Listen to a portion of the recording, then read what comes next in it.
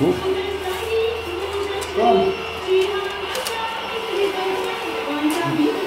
Smells great. It smells fantastic. See, that's how they make it. Oh, look at this. And then they roll it in sugar.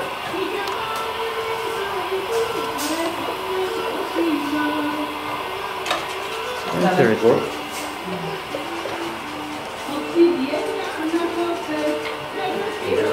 Wow.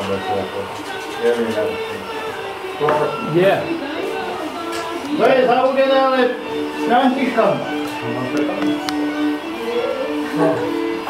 Very, very hot in here.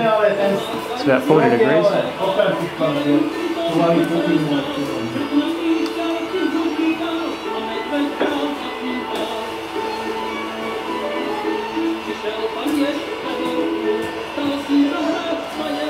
There's the finished cakes over there. They roll it in sugar over there. Well, this cake actually has a heritage protection because it's so historic to this town.